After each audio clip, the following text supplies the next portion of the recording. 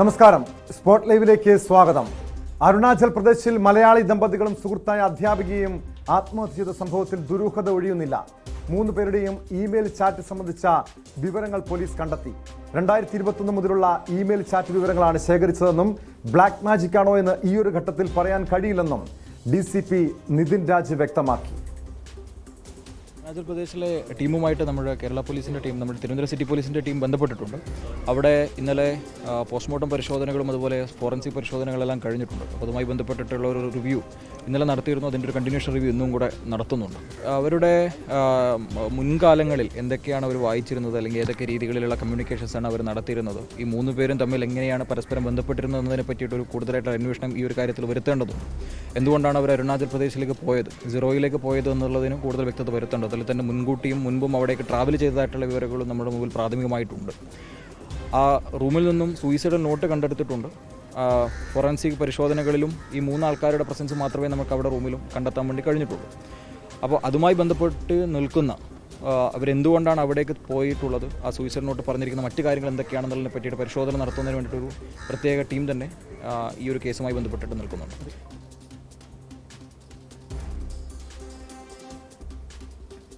അതേസമയം black magic സാധ്യത തള്ളാതെയാണ് police അന്വേഷണം.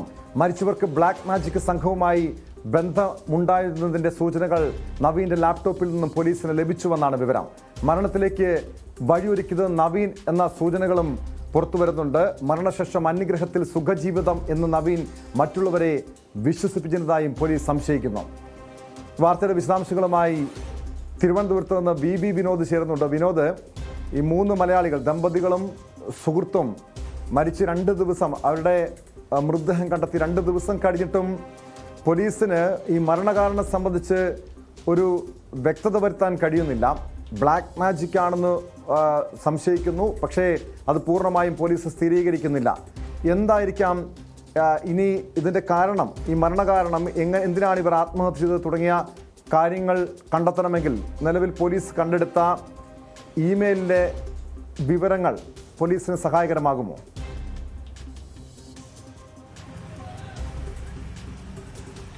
ടോം, ബ്ലാക്ക് മാജിക് ആണോ ഇവരുടെ മരണത്തിലേക്ക് നയിച്ചതിൻ്റെ കാരണം എന്നതിൽ ഒരു സ്ഥിരീകരണമില്ല. ഇന്ന് DCPയുടെ ബൈറ്റ് നമ്മൾ ഉൾപ്പെടെ തേടിയിരുന്നു. അതിൽ അദ്ദേഹം പറയുന്നത് അങ്ങനെ ഒരു സ്ഥിരീകരണത്തിന് ഇപ്പോൾ മുതിരുന്നില്ല, എല്ലാ കാര്യങ്ങളും വിശദമായി പരിശോധിക്കുന്നു എന്നാണ് അദ്ദേഹം പറഞ്ഞത്. ഇപ്പോൾ 3 പേരുടെയും മൃതദേഹങ്ങൾ തിരുവനന്തപുരത്തേക്ക് കൊണ്ടുവന്നിട്ടുണ്ട്. നമ്മളിപ്പോൾ ഉള്ളത് മരിച്ച ആര്യയുടെ വീടിന് മുന്നിലാണ്.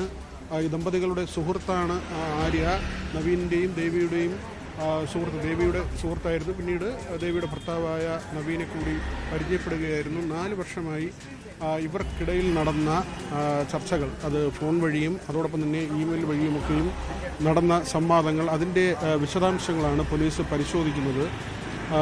ഈ മെയിലുകളിൽ ഏതെങ്കിലും തരത്തിലുള്ള ഈ ബ്ലാക്ക് മാജിക്കുമായി ബന്ധപ്പെട്ട സംഭവങ്ങൾ ഉൾപ്പെട്ടിട്ടുണ്ടോ എന്നത് പരിശോധിക്കുന്നുണ്ട്. അരുണാചൽ പ്രദേശും കേരള പോലീസും സംയുക്തമായാണ് ഇപ്പോൾ അന്വേഷണം നടത്തുന്നത്. ഇപ്പോൾ ഈ മൃതദേഹങ്ങൾ തിരുവനന്തപുരത്ത് എത്തിച്ച ശേഷം തിരുവനന്തപുരം മെഡിക്കൽ കോളേജിലേക്ക് കൊണ്ടുപോയിട്ടുണ്ട്. അവിടെ നിന്നായിരിക്കും ഇവിടേക്ക് കൊണ്ടുവരിക. ഈ മുറിക്കുള്ളിൽ, അതായത് അരുണാചൽ പ്രദേശിൽ ഇറ്റാനഗറിൽ ഇവരെ മരിച്ച നിലയിൽ കണ്ടെത്തിയ മുറിക്കുള്ളിൽ ചില കാര്യങ്ങൾ പോലീസ് കണ്ടെടുത്തിരുന്നു. ഈ ആത്മഹത്യാക്കുറിപ്പിന് പുറമെ ഒരു പാത്രത്തിൽ തലമുടികൾ, അതോടൊപ്പം തന്നെ കറുത്ത വള, അതിൻ്റെ പൊട്ടിയ കഷ്ണങ്ങൾ, അതൊക്കെയും ചില സംശയങ്ങൾക്ക് ഇട നൽകുന്നുണ്ട്. മന്ത്രവാദം പോലുള്ള കാര്യങ്ങൾ ഇവരുടെ മരണത്തിന് മുൻപ് നടന്നു എന്നതടക്കമുള്ള സംശയമാണ് അവശേഷിക്കുന്നത്. മാത്രവുമല്ല, ഈ അന്യഗ്രഹത്തിൽ പോയി ജീവിക്കുക, അങ്ങനെ ഒരു ചിന്ത ഇവർക്കിടയിലേക്ക് കടന്നു വന്നതായ ചില സൂചനകളുണ്ട്. നവീനാണ് ആദ്യം ഇതുമായി ബന്ധപ്പെട്ട ഒരു വിഷയത്തിലേക്കോ അല്ലെങ്കിൽ അങ്ങനെ ഒരു നീക്കത്തിലേക്കോ പോകുന്നത്. പിന്നീട് ഈ 2 യുവതികളെയും കൂടി ഇതിലേക്ക് സ്വാധീനിക്കുകയായിരുന്നു എന്ന വിവരം. അതേസമയം തന്നെ നവീന് ഈ താല്പര്യം എവിടെ നിന്ന് വന്നു, അല്ലെങ്കിൽ ഇങ്ങനെ ഒരു ചിന്ത, അത് മറ്റേതെങ്കിലും ഗ്രൂപ്പുകളോ അല്ലെങ്കിൽ ഈ തരത്തിലുള്ള ബ്ലാക്ക് മാജിക് സംഘങ്ങളോ, ബ്ലൂ വെയിൽ പോലുള്ള ഗെയിമുകളുണ്ട്, ആ തരത്തിൽ ഈ ഗെയിമുകളുടെ ഭാഗമായി എന്തെങ്കിലും സംഭവിച്ചിട്ടുണ്ടോ തുടങ്ങിയ കാര്യങ്ങൾ ഒക്കെയും പോലീസ് പരിശോധിച്ചിട്ടുണ്ട്. ഉറപ്പായും പോലീസിനെ സംബന്ധിച്ച് ഇതിൽ സമഗ്രമായ ഒരു അന്വേഷണം നടത്തിയ ശേഷമായിരിക്കും ഔദ്യോഗികമായി ഒരു പ്രതികരണം നടത്താൻ കഴിയുക. അതിനു മുൻപ് നമുക്കറിയാവുന്നതാണ്. പല കേസിലും ഉള്ളതുപോലെ തന്നെ തിടുക്കത്തിൽ പോലീസ് ഒരു നിലപാട് വ്യക്തമാക്കില്ല. ഇവിടെയും ആ നില തന്നെയാണ് പോലീസ് കൈക്കൊള്ളുന്നത്. ഏതായിരുന്നാലും ഇപ്പോൾ DCP വ്യക്തമാക്കിയിട്ടുള്ളത് ഏത് സാഹചര്യത്തിലാണ് ഇവർക്ക് വേറെ ആരുടെയെങ്കിലും ബന്ധമുണ്ടോ, അല്ലെങ്കിൽ ഈ ചർച്ചകളുമായി ബന്ധപ്പെട്ട് വേറെ ആരെങ്കിലും ഇവരുമായി ബന്ധപ്പെട്ടിരുന്നോ തുടങ്ങിയ കാര്യങ്ങളൊക്കെയും പോലീസ് പരിശോധിക്കുന്നുണ്ട്. ആര്യയുടെ വിവാഹം വളരെ അടുത്ത് തന്നെ നടത്താൻ തീരുമാനിച്ചിരുന്നതാണ്. വിവാഹ നിശ്ചയം ഇതിനിടെ കഴിഞ്ഞിരുന്നു. അപ്പോഴാണ് 26-ന് ആര്യയെ കാണാതാകുന്നത്.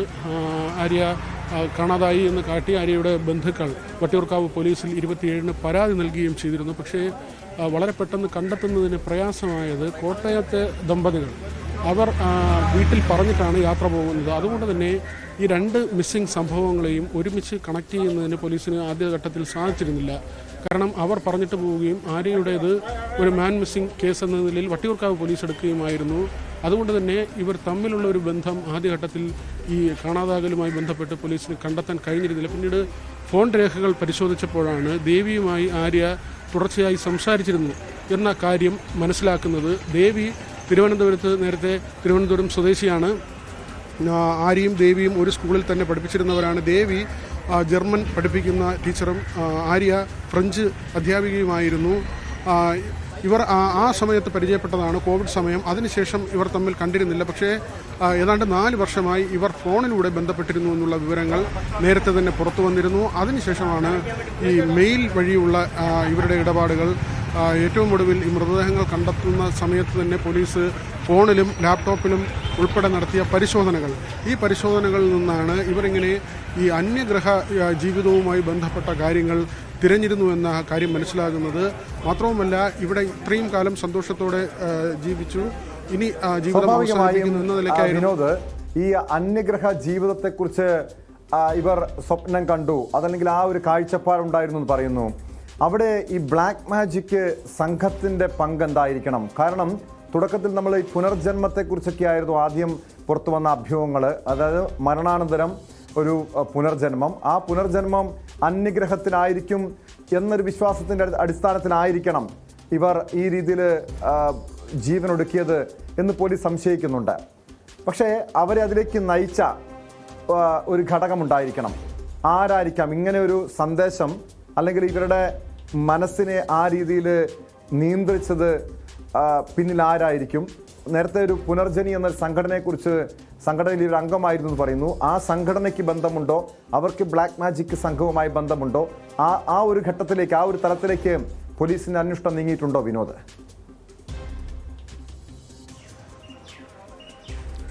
ടോം, ഇതുവരെയും മറ്റേതെങ്കിലും സംഘത്തിനോ അല്ലെങ്കിൽ അങ്ങനെ ബ്ലാക്ക് മാജിക്കുമായി ബന്ധപ്പെട്ട് പ്രവർത്തിക്കുന്ന ആളുകളോ നേരിട്ട് ഇവരുമായി ബന്ധപ്പെട്ടതിൻ്റെ തെളിവുകൾ ഇതുവരെ ലഭിച്ചില്ല എന്നാണ് പോലീസ് പറയുന്നത്. പക്ഷേ ആ വഴിക്കുള്ള അന്വേഷണം പുരോഗമിക്കുകയാണ്.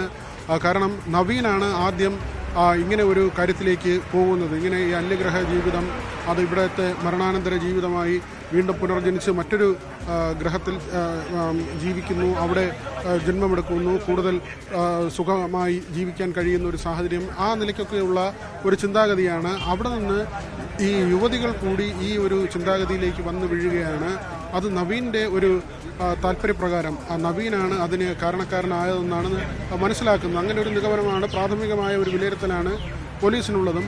അതിനപ്പുറത്തേക്കാണ് മറ്റാരെങ്കിലും ഇതിൽ ഇടപെട്ടിട്ടുണ്ടോ, ഏതെങ്കിലും സംഘങ്ങൾ.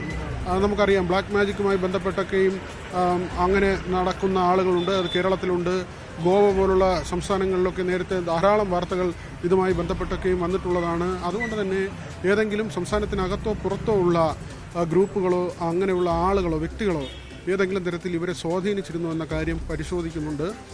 അവിടെയാണ് ഇനിയുള്ള അന്വേഷണം. അത് എന്തുകൊണ്ട് ഇവർ അരുണാചൽ പ്രദേശിലേക്ക് പോയി, അവിടം തിരഞ്ഞെടുത്തതിൻ്റെ സാഹചര്യം എന്ത്, അവിടെയുള്ള ആർക്കെങ്കിലും ഇതുമായി ബന്ധപ്പെട്ട കാര്യങ്ങളിൽ പങ്കുണ്ടോ തുടങ്ങിയ കാര്യങ്ങളാണ് പരിശോധിക്കുന്നത്.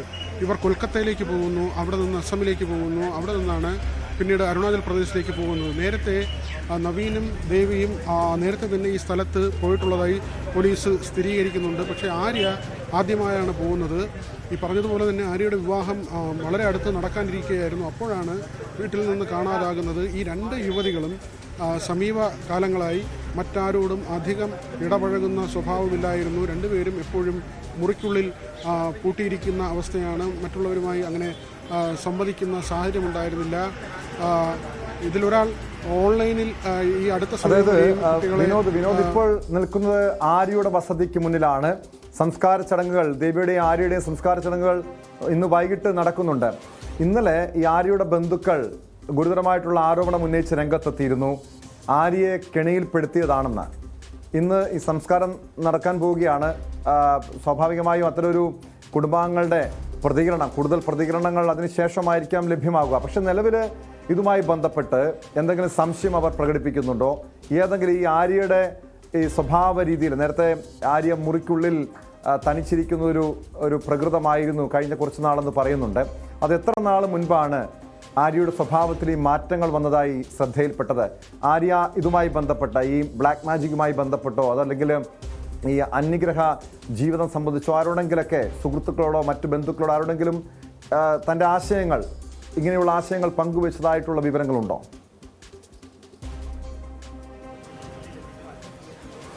ടോം, നമ്മൾ പറഞ്ഞതുപോലെ തന്നെ ആര്യയുടെ വീടിന് മുന്നിലാണ് നമ്മൾ ഇപ്പോൾ ഉള്ളത്.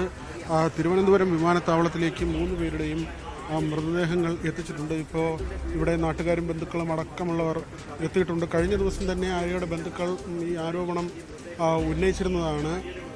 ആര്യയ്ക്ക് ഇതിൽ അതായത് ആ പെൺകുട്ടി നിഷ്കളങ്കയായിരുന്നു. ആ പെൺകുട്ടിയെ ഇങ്ങനെ പറഞ്ഞ് ഇതിൽ ചതിയുടെ ഒരു കുഴിയിലേക്ക് വലിച്ചിടുകയായിരുന്നു.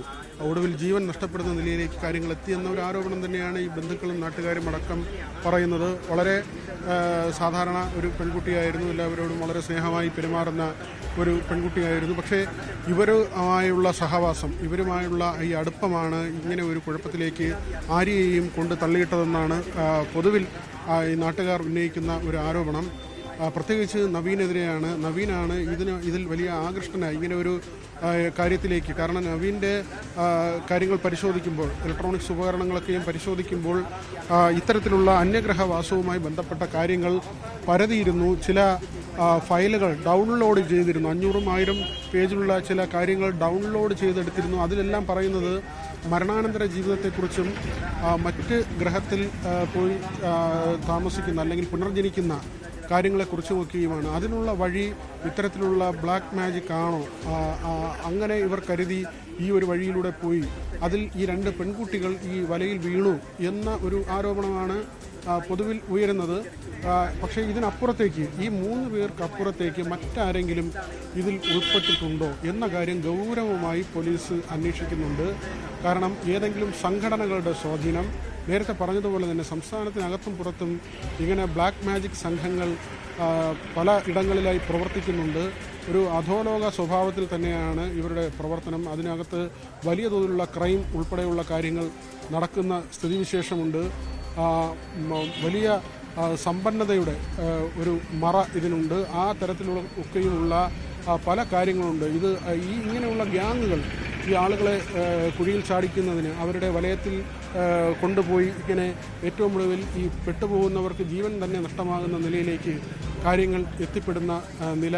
മറ്റൊന്ന്, നമ്മൾ നേരത്തെ പറഞ്ഞതുപോലെ ചില ഗെയിമുകൾ. പക്ഷേ ഇതുവരെയും അങ്ങനെ ഗെയിമുമായി ബന്ധപ്പെട്ട ഏതെങ്കിലും തരത്തിലുള്ള കാര്യങ്ങൾ വന്നിട്ടില്ല. ബ്ലൂ വെയിൽ പോലുള്ള ഗെയിമുകളുണ്ട്. നേരത്തെ തന്നെ വലിയ വിവാദമായതാണ്. കുട്ടികൾ ജീവനെടുക്കുന്ന നിലയിലേക്ക്, അത് കേരളത്തിലൊന്നുമല്ല, ലോകത്താകമാനം തന്നെയും കുട്ടികൾ ചതിക്കെണിയിൽ ഓരോ ചലഞ്ചുകൾ കൊടുക്കുകയും അത് പൂർത്തീകരിക്കുമ്പോൾ അടുത്ത ചലഞ്ച് ഏറ്റവും ഒടുവിൽ അവരുടെ ജീവൻ തന്നെ നഷ്ടമാകുന്ന തരത്തിലേക്കുള്ള ചലഞ്ചിലേക്ക് അവരെ തള്ളിവിടുന്ന രീതിയിലുള്ള ഗെയിമുകളുണ്ട്. പക്ഷേ അത്തരത്തിലുള്ള വിവരങ്ങൾ ഇതുവരെ ലഭിച്ചിട്ടില്ല. പക്ഷേ നമ്മൾ നേരത്തെ സൂചിപ്പിച്ചതുപോലെ തന്നെ ഈ ഗ്രഹത്തിൽ താമസം, പുനർജന്മം, കൂടുതൽ മറ്റൊരു ലോകത്തേക്ക് അവരുടെ സങ്കല്പത്തിലുള്ള ഏറ്റവും അവർ ആ നിലയ്ക്കാണ് കാണുന്നതെന്നാണ് മനഃശാസ്ത്രജ്ഞർ ഉൾപ്പെടെയുള്ളവരോട് നമ്മൾ സംസാരിക്കുമ്പോൾ പറയുന്നത്. ഇവരുടെ സങ്കല്പത്തിൽ വലിയ ഭംഗിയുള്ള, സൗന്ദര്യമുള്ള, ഏറ്റവും സുഖലോലുപമായി ജീവിക്കാൻ കഴിയുന്ന തരത്തിലുള്ള, സ്വച്ഛന്തമായെന്ന് അവർ കരുതുന്ന തരത്തിലുള്ള ഏതോ ഒരു ലോകം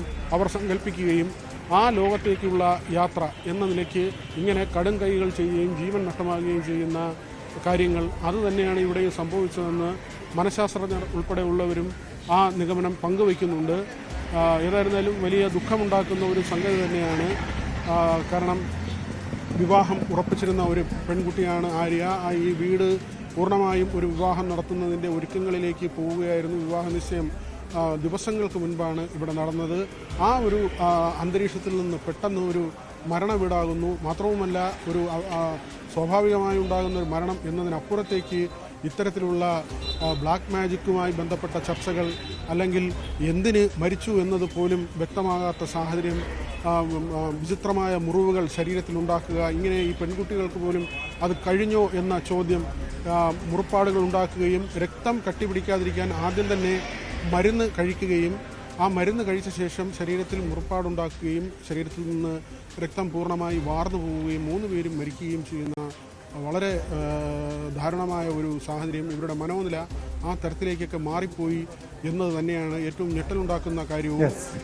ഈ മുറി പരിശോധിക്കുമ്പോഴും ആത്മഹത്യക്കുറിപ്പുണ്ടായിരുന്നു. ഞങ്ങൾ സന്തോഷത്തോടെ ജീവിച്ചു, ഇനി പോകുന്നു എന്ന നിലയ്ക്കായിരുന്നു. മറ്റാർക്കും പങ്കില്ല എന്ന് എഴുതിയിരിക്കുന്നു.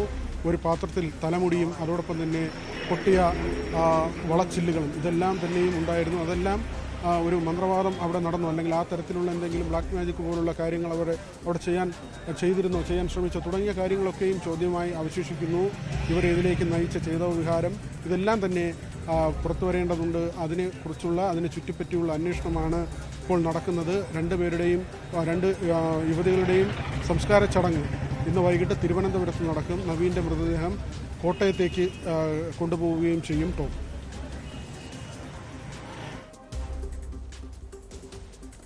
വ്യക്തമാണ്. ആര്യയുടെ വസതിക്ക് മുന്നിൽ നിന്നും VV വിനോദാണ് വിവരങ്ങൾ നൽകിയത്. ഉച്ച കഴിഞ്ഞാണ് ആര്യയുടെയും ദേവിയുടെയും സംസ്കാര ചടങ്ങുകൾ നടക്കുക. നവീൻ്റെ മൃതദേഹം കോട്ടയത്തേക്ക് കൊണ്ടുപോകും. എന്തായാലും വലിയ ഞെട്ടലുളവാക്കിയ സംഭവമാണ്. ആ കുടുംബം, അതായത് ആര്യയുടെ വിവാഹത്തിന് ഒരുങ്ങിയിരുന്ന ആ വീടാണിപ്പോൾ ആര്യയ്ക്ക് അന്ത്യയാത്ര നൽകാൻ ഒരുങ്ങിയിരിക്കുന്നത്. അതിന് നിരവധി ആളുകൾ ആര്യയ്ക്ക് അന്തിമ വിചാരം അർപ്പിക്കാൻ എത്തിയിട്ടുണ്ട്. ഇതിൻ്റെ നടുക്കം ഇപ്പോഴും കുടുംബാംഗങ്ങൾക്കും നാട്ടുകാർക്കുമുണ്ട്. എന്താണ് യഥാർത്ഥത്തിൽ സംഭവിച്ചതെന്ന് സംബന്ധിച്ച് ഇപ്പോഴും ദുരൂഹതയുണ്ട്, പല അഭ്യൂഹങ്ങളുമുണ്ട്. ബ്ലാക്ക് മാജിക് ആണോ എന്ന കാര്യത്തിൽ പോലീസ് ഉറപ്പിക്കുന്നില്ല. പക്ഷേ അത് കേന്ദ്രീകരിച്ചാണ് പോലീസിൻ്റെ അന്വേഷണം നീങ്ങുന്നത്. TTക്ക് നേരെ വീണ്ടും ഇന്നൊരു ആക്രമണമുണ്ടായി. ആ വാർത്തയിലേക്ക് എത്താം ഇടവേള കഴിഞ്ഞ്.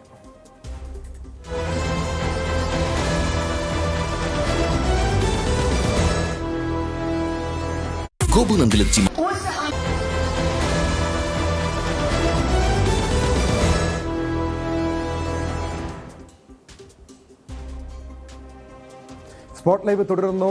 ട്രെയിനിൽ TTക്ക് നേരെ വീണ്ടും ആക്രമണം. ആലപ്പുഴയിൽ ജനശതാബ്ദി എക്സ്പ്രസിൽ വെച്ചാണ് സംഭവം. TT ജെയ്സന്റെ കണ്ണിന് പരിക്കേറ്റു. ഭിക്ഷക്കാരനാണ് ആക്രമിച്ചതെന്ന് TT പറഞ്ഞു. ആക്രമിച്ച ശേഷം ഇയാൾ ഓടി രക്ഷപ്പെട്ടു. ട്രെയിനിലെ സുരക്ഷ കാര്യക്ഷമമാക്കണമെന്നും ഇതര സംസ്ഥാന തൊഴിലാളികൾ സഞ്ചരിക്കുന്ന ട്രെയിനുകളിൽ ഭീകരാവസ്ഥയാണെന്നും TT പറയുന്നു. ഇന്ന് രാവിലെ 120/76 തിരുവനന്തപുരം കോഴിക്കോട് പോണ ജനശതാബ്ദി വർക്ക് ചെയ്ത് വന്ന TTസാണ്. ഞങ്ങൾ പ്ലാറ്റ്ഫോമിൽ നിൽക്കുമ്പോൾ ഏകദേശം ഒരു 5:50 കഴിഞ്ഞപ്പോൾ ഒരു മുഷിഞ്ഞ വസ്ത്രധാരണത്തോടു കൂടി ഒരാൾ വണ്ടിക്കകത്തേക്ക് കയറി. കണ്ടാൽ തന്നെ തോന്നുന്നു ടിക്കറ്റ് ഇല്ലാത്തൊരു രീതിയാണ് അദ്ദേഹത്തിന് ബോഡി ലാംഗ്വേജ് മനസ്സിലായത്. ടിക്കറ്റ് ചോദിക്കുമ്പോൾ ടിക്കറ്റ് കാണിക്കാൻ കൂട്ടാക്കിയില്ല. മുന്നോട്ട് പോയി അവിടെ ഒരു വെണ്ടർ നിൽക്കണ്ടായിരുന്നു. ആ വെണ്ടറെ പിടിച്ച് തള്ളി. വണ്ടി സ്റ്റാർട്ട് ചെയ്തിട്ടുണ്ടായില്ല. ആ സൈഡ് ഡോർ അടഞ്ഞു കിടക്കായിരുന്നു. പിന്നീട് അദ്ദേഹം D10 കോച്ചിൽ 11 കോച്ചിലാണ് ഈ സംഭവം നടന്നത്. 10 കോച്ചിലേക്ക് മുന്നിട്ട് പോകുമ്പോൾ ഞാൻ പുറകെ ചെന്ന് വീണ്ടും ചോദിക്കുന്നുണ്ട്. ടിക്കറ്റ് ചോദിക്കുമ്പോൾ അദ്ദേഹം ടിക്കറ്റ് ഇല്ല. അവിടെ നിന്ന് പോകുന്ന പാസേജിൽ തുപ്പി കൈ മുഷ്ടി കുത്തി എന്നെ ഇടിക്കാൻ വേണ്ടി വന്നു. ഒരു പ്രാവശ്യം കൈ എടുത്ത് എന്നെ മാന്താനായിട്ട് ശ്രമിക്കാൻ പുറകോട്ട് മാറി. രണ്ടാമത്തെ എടുക്കുമ്പോൾ എൻ്റെ മാസ്കും വലിച്ചു കയറി എൻ്റെ കണ്ണിൻ്റെ കൂടെ വന്ന് കുറച്ച് ബ്ലഡ് വന്നു. നോൻ കഴിയാൻ എൻ്റെ കൺസേൺ അതോറിറ്റിനെ ഞാൻ അറിയിച്ചു. ഗാർഡിൻ്റെ അടുത്ത് പോയി ഫസ്റ്റ് എയ്ഡ് എടുത്ത് വർക്കല വരെ ഗാർഡിൻ്റെ കൂടെ ഇരുന്ന് ഫസ്റ്റ് എയ്ഡ് എടുത്ത് വർക്കലയ്ക്ക് ശേഷം ആസ് യൂഷ്വൽ എൻ്റെ ഡ്യൂട്ടി ഞാൻ കണ്ടിന്യൂ ചെയ്തു. കൂടെ വന്ന് റെയിൽവേ ഹോസ്പിറ്റലിൽ പോയി ഫസ്റ്റ് എയ്ഡ് ടെറ്റനസിൻ്റെ ഇഞ്ചക്ഷൻ എടുത്തിരുന്നു. ഏകദേശം 5:50 ഇന്ന് രാവിലെ. ആള് ഞാൻ പുറകെ കുറച്ച് ദൂരം പോയപ്പോഴാണെങ്കിൽ ആളെ കണ്ടറിയാൻ പറ്റും. കിട്ടിയില്ല. സ്റ്റെപ്പ് കയറി മുകളിലേക്ക് പോയി. ട്രിവാൻഡ്രം സെൻട്രൽ പ്ലാറ്റ്ഫോം 2 വെച്ചാണ് ഈ പ്രശ്നം നടക്കുന്നത്. D11 കോച്ചിൻ്റെ ഫ്രണ്ടിലായിരുന്നു. പിന്നെ ഞങ്ങൾ കോച്ച് ചെയിൻ പുള്ളി ചെയ്ത് വണ്ടി നിൽക്കി പോലീസിലേക്ക്. അപ്പോൾ അതിന് ശേഷമാണ് പോലീസ് വരുന്നത്.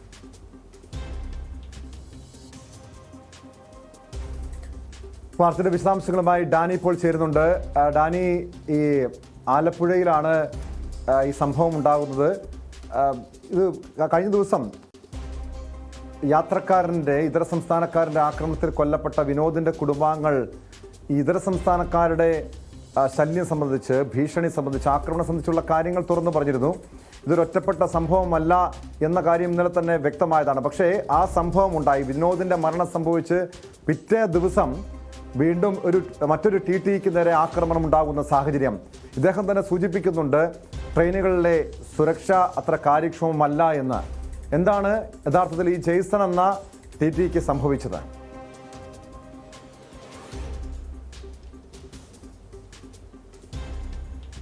ടോം, അദ്ദേഹത്തിൻ്റെ ജോലി സമയത്ത് അദ്ദേഹം ആക്രമിക്കപ്പെടുകയായിരുന്നു. ഇതിൽ ട്രെയിനിലേക്ക് കയറാൻ ശ്രമിക്കുന്ന ഇയാൾ യാചകനാണ് എന്നാണ് ജെയ്സന്റെ വാക്കുകളിൽ ഉള്ളത്. ഇത് ട്രെയിനിലേക്ക് കയറാൻ ശ്രമിക്കുമ്പോൾ തന്നെ അത് തടയുകയും അത് ചോദ്യം ചെയ്യുകയും ചെയ്തിരുന്നു. പക്ഷേ ഇതിൽ പ്രകോപിതനായ ഇയാൾ ജെയ്സനെ മർദ്ദിക്കുകയായിരുന്നു, കൈകൊണ്ട് ഇടിക്കുകയായിരുന്നു. ഇതിനുശേഷമാണ് മുഖത്ത് മാന്തുന്ന രീതിയിലേക്ക് അയാൾ ആക്രമിക്കുന്നത്. ഇതിൽ ജെയ്സന്റെ കണ്ണിന് താഴെ പരിക്ക് പറ്റിയിരുന്നു. ഇതിനുശേഷം ഇയാൾ ജെയ്സനെ തള്ളി മാറ്റിയിട്ട് അയാൾ കടന്നു കളയുകയായിരുന്നു, പ്ലാറ്റ്ഫോമിലൂടെ തന്നെ കടന്നു കളയുകയായിരുന്നു. ഈ സംഭവം ശ്രദ്ധയിൽ പെട്ടത് മറ്റ് ആളുകൾ വരുമ്പോഴേക്കും തന്നെ ഇയാൾ കടന്നു കളയുകയും ചെയ്തിരുന്നു.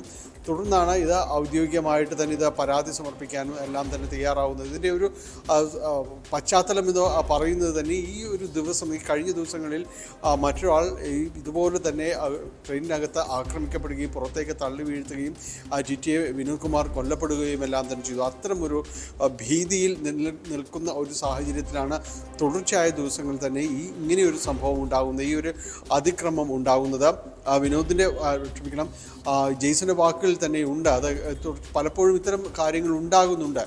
ഈ രീതിയിൽ തന്നെ കടന്നു കയറുന്നവർ ഈ ടിക്കറ്റ് ചോദിക്കുമ്പോഴും എല്ലാം തന്നെ ആക്രമണ സ്വഭാവത്തോടെ പെരുമാറുന്നതും എല്ലാം തന്നെ വർദ്ധിച്ചു വരുന്ന ഒരു സാഹചര്യമാണ് നിലവിലുള്ളത്. ആരെയോടും ഒന്നും ചോദിക്കാൻ കഴിയാത്ത രീതിയിലേക്ക് കാര്യങ്ങൾ പോകുന്നുണ്ട്. പലപ്പോഴും വനിതാ ജീവനക്കാർക്ക് അടക്കം വലിയ ഭീഷണി നിലനിൽക്കുന്ന സാഹചര്യമാണ് നിലവിലുള്ളത്, ട്രെയിനകത്തുള്ളത് എന്ന് ജെയ്സൺ പറയുകയും ചെയ്യുന്നു. എന്തായാലും ഈ സംഭവത്തിൽ അന്വേഷണം ആരംഭിച്ചിട്ടുണ്ട്.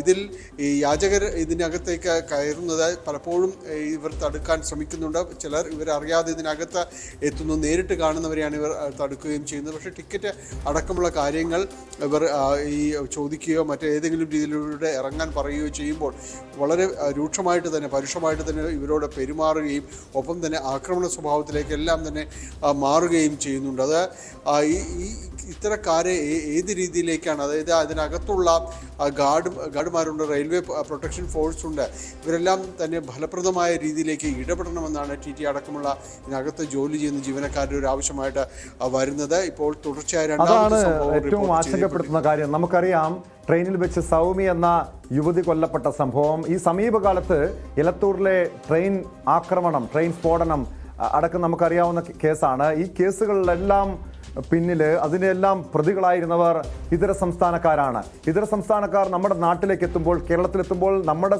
നാട്ടിലെ ആളുകളുടെ സ്വൈര്യ ജീവിതം നഷ്ടപ്പെടുന്നൊരു സാഹചര്യം. നിരവധി ക്രിമിനലുകൾ, അതായത് ഇതര സംസ്ഥാനങ്ങളിൽ നിന്നും അവരുടെ സ്വന്തം നാട്ടിൽ കൊലപാതകമടക്കം നടത്തി ഒളിവിൽ താമസിക്കാൻ വേണ്ടി ഇവിടെ എത്തുന്നവരുണ്ട്. അങ്ങനെ യാതൊരു രേഖകളുമില്ലാതെ അനധികൃതമായി ഇവിടെ എത്തിയിട്ടുള്ള ആളുകളുണ്ട്. ഏതൊക്കെ ക്രിമിനൽ പശ്ചാത്തലമുള്ളവരാണെന്ന് വ്യക്തമല്ല. അങ്ങനെയുള്ള ക്രിമിനൽ സംഘങ്ങളാണ് കേരളത്തിലെ പല ട്രെയിനുകളിലും, നമ്മുടെ നാട്ടിലേക്ക് എത്തുന്ന പല ട്രെയിനുകളിലും സഞ്ചരിക്കുന്നത്. കേരളത്തിലേക്ക് അവർ ഒളിസങ്കേതമായി ഇവിടേക്ക് എത്തുന്നത്. ഇങ്ങനെയുള്ള ഒരു ക്രിമിനൽ സംഘങ്ങൾ ഇവിടേക്ക് എത്തുമ്പോൾ, ഇതര സംസ്ഥാനക്കാരായവർ എത്തുമ്പോൾ ഇവിടുത്തെ ട്രെയിനിലെ ജീവനക്കാരുടെ സുരക്ഷ സംബന്ധിച്ചൊരു ഒരു ചോദ്യം ഉയരുകയാണ്. ഡാനി, നേരത്തെ തന്നെ കഴിഞ്ഞ ദിവസങ്ങളിലെ വിനോദിന്റെ കൊലപാതകത്തിന് പിന്നാലെ ടിടിമാർ അവർക്ക് വേണ്ട രീതിയിലുള്ള സുരക്ഷയില്ല, ഇതര സംസ്ഥാനക്കാർ പലയിടങ്ങളിലും ആക്രമിക്കുന്നു, ടിക്കറ്റ് ഇല്ലാതെ യാത്ര ചെയ്യുന്നു, വലിയ ഗുരുതരമായിട്ടുള്ള ആരോപണങ്ങൾ ഉന്നയിക്കുന്നുണ്ട്. ഇവരെ തടയാൻ, ഈ അനധികൃതമായി നമ്മുടെ നാട്ടിലേക്ക് എത്തുന്നവരെ തടയാൻ എന്ത് നടപടി, ആരാണ് ഈ നടപടി സ്വീകരിക്കേണ്ടത്? മാത്രമല്ല, ഈ RPF അവരുടെ ഭാഗത്തു നിന്ന് വേണ്ട രീതിയിലുള്ള പരിശോധനകൾ നമ്മുടെ ട്രെയിനുകളിൽ നടക്കുന്നുണ്ടോ?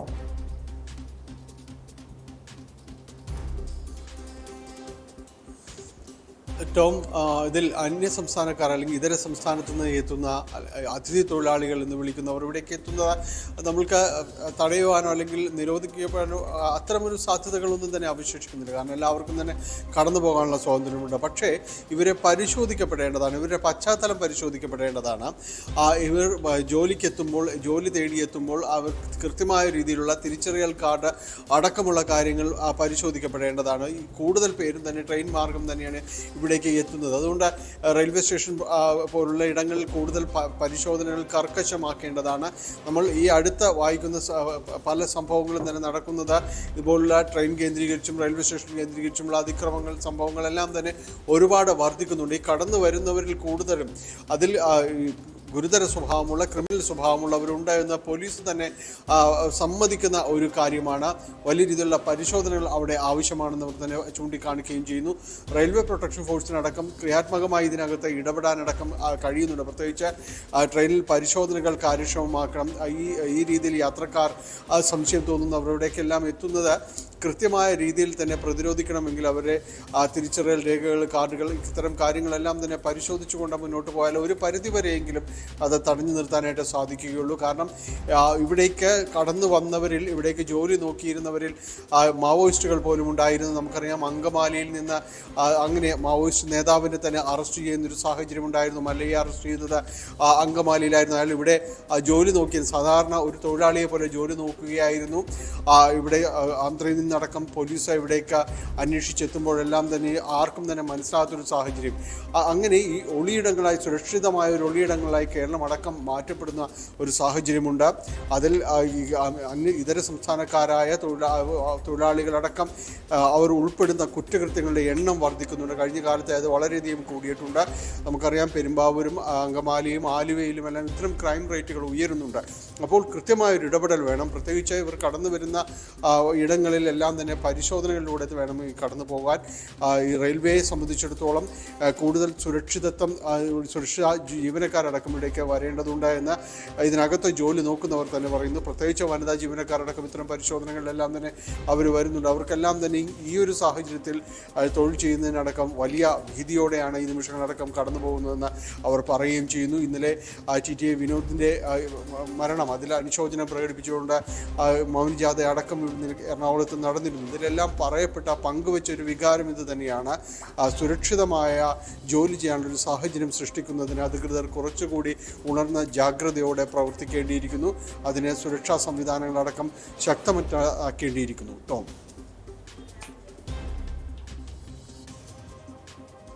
വ്യക്തമാണ്. ഡാനി പോളാണ് വിവരങ്ങൾ നൽകിയത്. തൃശ്ശൂരിൽ യാത്രക്കാരൻ TTയെ കൊലപ്പെടുത്തിയതിൻ്റെ നടുക്കം വിട്ടുമാറും മുൻപെയാണ് മറ്റൊരു ട്രെയിനിൽ മറ്റൊരു TTക്ക് നേരെ ആക്രമണം ഉണ്ടായത്. ഇതര സംസ്ഥാനക്കാരനായ ഒരു ഭിക്ഷാടകൻ ആക്രമിച്ചു. കണ്ണിന് പരിക്കേറ്റിട്ടുണ്ട്. ജെയ്സൺ എന്ന TT കണ്ണിന് പരിക്കേറ്റിട്ടുണ്ട്. ഈ വിഷയത്തിൽ ശക്തമായ നടപടി വേണമെന്ന ആവശ്യമാണ് TTമാർ ഉയർത്തുന്നത്, റെയിൽവേ ജീവനക്കാർ ഉയർത്തുന്നത്. കാരണം പലപ്പോഴും ഇത്തരം സംഭവങ്ങൾ ആവർത്തിക്കപ്പെടുന്നുണ്ട്. ഇതര സംസ്ഥാനക്കാരായ യാത്രക്കാരുടെ ഭാഗത്തു നിന്നും അവർ ടിക്കറ്റില്ലാതെ യാത്ര ചെയ്യുമ്പോൾ, ചോദ്യം ചെയ്യുമ്പോൾ, അവർക്കെതിരെ നടപടി സ്വീകരിക്കുമ്പോൾ തിരിച്ച് ആക്രമിക്കുന്ന ഒരു പ്രവണതയാണ് പലപ്പോഴും ഉണ്ടാകുന്നത്. തൃശ്ശൂരിലെ വിനോദിൻ്റെ ഒരു ഒറ്റപ്പെട്ട സംഭവമല്ല, വീണ്ടും അടിക്കടി ഇത്തരം സംഭവങ്ങൾ ഉണ്ടാകുന്നത്. ഏറെ ഗൗരവത്തോടെ നമ്മുടെ അധികാരികൾ കാണേണ്ടതാണ്, റെയിൽവേ അധികൃതർ കാണേണ്ടതാണ്. ശക്തമായ നടപടിയാണ് ഈ അക്രമികൾക്കെതിരെ സ്വീകരിക്കേണ്ടത്. തൃശ്ശൂരിൽ യാത്രക്കാരൻ TTയെ കൊലപ്പെടുത്തിയ സംഭവത്തിൽ മുഖ്യ സാക്ഷി പ്രതിയെ തിരിച്ചറിഞ്ഞിട്ടുണ്ട്. ടിക്കറ്റ് എടുക്കാതെ യാത്ര ചെയ്തതിന് പിഴ ചുമത്തിയതാണ് കൊലപാതകത്തിലേക്ക് വഴിതെളിച്ചതെന്ന് എന്നാണ് പ്രതിയുടെ മൊഴി. പിന്നീട് വൈരാഗ്യം തോന്നിയ രജനികാന്ത ട്രെയിനിൽ നിന്നും തള്ളിയിടുകയായിരുന്നുവെന്നാണ് റിമാൻഡ് റിപ്പോർട്ട്. വാർത്തയുടെ വിശദാംശങ്ങളുമായി കൊച്ചിയിൽ നിന്ന് ആജ്ഞ രവീന്ദ്രൻ ചേരുന്നുണ്ട്. ആജ്ഞ, ഈ സംഭവം, ഈ TT വിനോദിനെ കൊലപ്പെടുത്തിയതുമായി ബന്ധപ്പെട്ട് മുഖ്യ സാക്ഷി പ്രതിയെ തിരിച്ചറിഞ്ഞിട്ടുണ്ട്. ഒരു വൈരാഗ്യം തോന്നിയതാണ്, അതായത് ടിക്കറ്റ് ഇല്ലാതെ യാത്ര ചെയ്തത് ചോദ്യം ചെയ്യുന്നു, പിഴ ചുമത്തുന്നു. അതിൻ്റെ വൈരാഗ്യത്തെ തുടർന്ന് പ്രതി രജനികാന്ത ട്രെയിനിൽ നിന്നും തള്ളിയിടുകയായിരുന്നു. അതായത് കൊലപ്പെടുത്തുക എന്ന ലക്ഷ്യത്തോടെ തന്നെ തള്ളിയിടുകയായിരുന്നു എന്ന് തന്നെയാണോ റിമാൻഡ് റിപ്പോർട്ടിലുള്ളത്?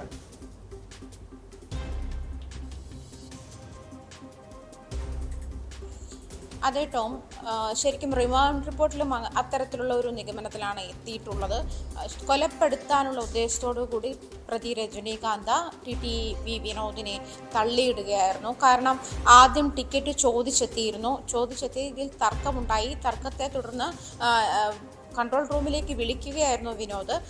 ആ തിരിഞ്ഞു നിൽക്കുന്ന സമയത്താണ് വൈരാഗ്യം തോന്നിയ ഈ പ്രതി രജനീകാന്ത അയാളെ TTE തള്ളിയിട്ടത്. ഇതിന് മുഖ്യ സാക്ഷി പ്രതിയെ തിരിച്ചറിഞ്ഞിട്ടുണ്ട്. അതുകൊണ്ട് തന്നെ ടിക്കറ്റുമായി ബന്ധപ്പെട്ട തർക്കത്തെ തുടർന്നാണ് കൊലപാതകത്തിലേക്ക് നയിച്ചത് എന്നാണ് റിമാൻഡ് റിപ്പോർട്ടിൽ പറയുന്നത്. ടോം,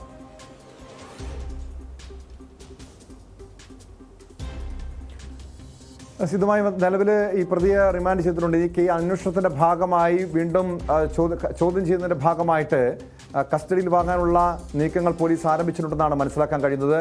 സ്വാഭാവികമായും മറ്റ് അന്വേഷണങ്ങൾ ആവശ്യമില്ല. കാരണം പ്രഥമ ദൃഷ്ട്യാ തന്നെ ഇയാൾ കൊലപ്പെടുത്തിയതാണെന്ന് വ്യക്തമായിട്ടുണ്ട്. പോലീസിന്റെ അടുത്ത നീക്കം എന്തായിരിക്കും ആജ്ഞ ഈ കേസിലെ?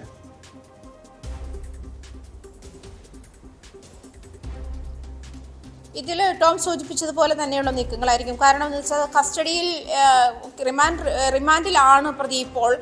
പക്ഷേ പ്രഥമ ദൃഷ്ട്യാ തന്നെ നിരവധി സാക്ഷികളുണ്ട്. ട്രെയിനിൽ യാത്രക്കാർ ഉൾപ്പെടെ നിരവധി സാക്ഷികളുണ്ട്. അത് ഉറപ്പാണ്, എന്താണ് സംഭവിച്ചെന്നുള്ള കാര്യം ഉറപ്പാണ്. ഇന്നലെ വൈകുന്നേരത്തോടു കൂടി ഇതുമായി ബന്ധപ്പെട്ട് പ്രതിയുമായി പോലീസ് തൃശ്ശൂർ വെളപ്പായി സംഭവം നടന്ന ട്രാക്കിലെത്തി തെളിവെടുപ്പ് നടത്തിയിരുന്നു. അപ്പം ഇതുമായിട്ടുള്ള മുന്നോട്ടുള്ള പോക്ക് എന്ന് പറയുന്നത് റിമാൻഡ് കാലാവധി കഴിഞ്ഞ ശേഷം ആയിരിക്കും ഒരു പക്ഷേ ഇനി എന്തെങ്കിലും ഫർദർ നടപടികൾ ഉണ്ടാവും. കാരണം അങ്ങനെ ചോദ്യം ചെയ്ത് തെളിയിക്കേണ്ടുന്ന ഒരു സാഹചര്യം ഈ കേസിൽ ഇല്ല എന്ന് വേണം മനസ്സിലാക്കാൻ. അതുകൊണ്ട് തന്നെ ഇപ്പോൾ മുഖ്യ സാക്ഷി പ്രതിയെ തിരിച്ചറിഞ്ഞു കഴിഞ്ഞു. എന്താണ് സംഭവിച്ചതെന്ന് പറയുന്നുണ്ടായിരുന്നു. ഇങ്ങനെ ടിക്കറ്റ് എടുക്കാത്തതിലുണ്ടായ തർക്കത്തെ തുടർന്നുണ്ടായ വൈരാഗ്യമാണ് വിനോദിനെ കൊലപ്പെടുത്താനുണ്ടായ സാഹചര്യം, വിനോദിന്റെ കൊലപാതകത്തിലേക്ക് നയിച്ച സാഹചര്യമെന്ന് വ്യക്തമായിരിക്കുന്നു.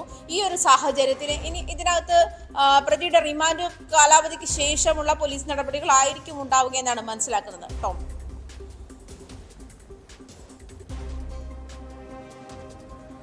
അതോടൊപ്പം ഈ റെയിൽവേ പോലീസിന്റെ ഭാഗത്ത് RPFന്റെ ഭാഗത്തു നിന്നൊക്കെ എന്തെങ്കിലും വിധത്തിലുള്ള നടപടികൾ ഉണ്ടാകുമോ? കാരണം നമുക്കറിയാം, അല്പസമയം മുൻപ് ഡാനി പോളും സൂചിപ്പിച്ച കാര്യമുണ്ട്.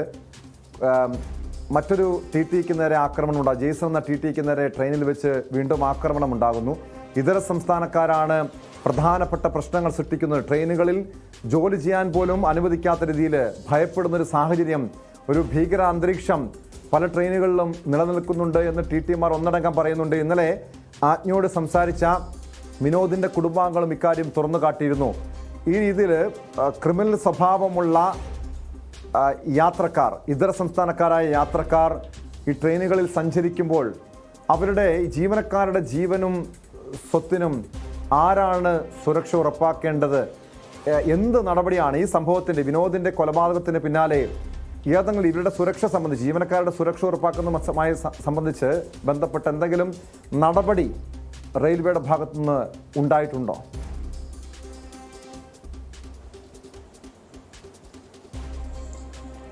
ടോം, റെയിൽവേയുടെ ഭാഗത്തു നിന്ന് ഇവരുടെ സുരക്ഷ, ട്രെയിനിലെ സുരക്ഷ ഉറപ്പാക്കാൻ വേണ്ടിയിട്ടാണ് RPFും സ്റ്റേറ്റ് പോലീസിൻ്റെ ഒരു വിങ്ങും ഉള്ളത്.